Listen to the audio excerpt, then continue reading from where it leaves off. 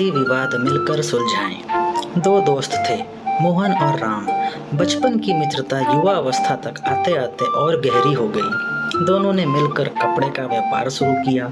दोनों दोस्त पूरी मेहनत और लगन से व्यापार करने लगे।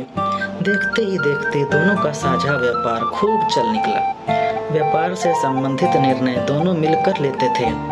कोई निर्णय ऐसा ना रहा जो दोनों में से किसी एक ने अकेले लिया हो।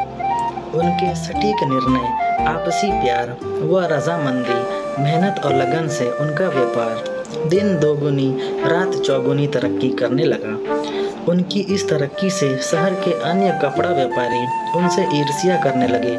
वे दोनों मित्रों में फूट डालने का अवसर खोजने लगे, क्योंकि वे जानते थे कि अगर दोनों मित्रों के रिश्ते में ददर आ गई तो उनके व्यापार पर भी इसका गहरा असर पड़ेगा।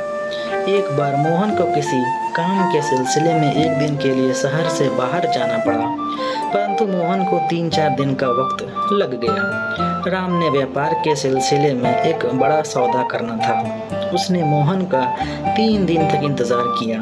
फिर उसे लगा कि अगर यह सौदा जल्दी नहीं किया तो व्यापारिक लाभ का एक अच्छा मौका हाथ से निकल जाएगा।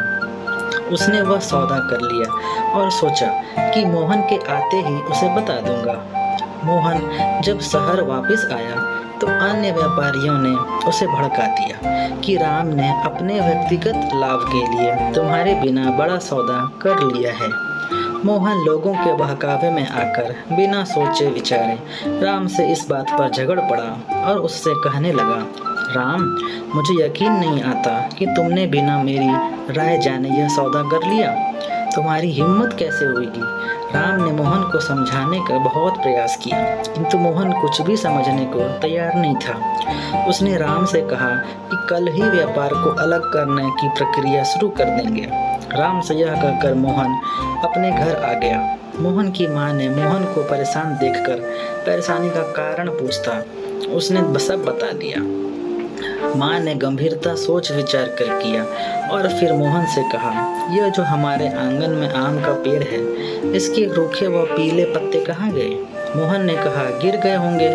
माँ ने कहा, अगर नहीं गिरते तो अच्छा होता। मोहन ने अचरज से कहा, अगर नहीं गिरते तो पेड़ कितना खराब लगता।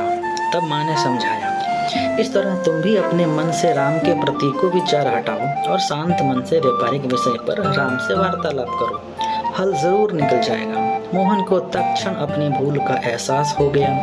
वह तुरंत राम के पास गया और हाथ जोड़कर उससे क्षमा मांगी। तब राम ने मोहन को शांति से बैठकर व्यापारिक सौदे के बारे में समझाया।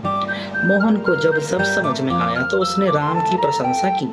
सार यह है कि दूसरों के बहकावे में आने की बजाय अपने विवेक और बुद्धि से काम लें, क्योंकि दूसरे लोग जो आपकी तरक्की और सुख से जलते हैं वो आपका पतन देखकर खुश होते हैं। अगर दोनों भाइयों में अथवा दोनों मित्रों में कोई व्यापारिक या पारिवारिक विवाद है तो उसे आपस में मिलकर घर की 4 दीवारी के अंदर बैठकर शांत मन से सुलझाएं, हल अवश्य निकलेगा। दोनों भाई मित्र अथवा रिश्तेदार जब कोर्ट कचहरियों के चक्कर में पड़ जाते हैं तो विवाद का कभी न कभी हल तो अवश्य निकल जाता है, किंतु मन के अंदर जो एक दूसरे के प्रति खटास आ जाती है वह आने वाली कई पीढ़ियों तक खत्म नहीं होती है। आशा करता हूँ कि आपको कहानी पसंद आई होगी। इस पे आपकी क्या राय है, प्लीज़ हमें कमेंट करके बताइए। कहानी पसंद आई हो तो लाइक और सब्सक्राइब करना बिल्कुल भी ना भूलें। चैनल पर नए हो तो चैनल को सब्सक्राइब ज़रूर कीजिए। कहानी सुनने के लिए आपका बहुत बहुत धन्यवाद।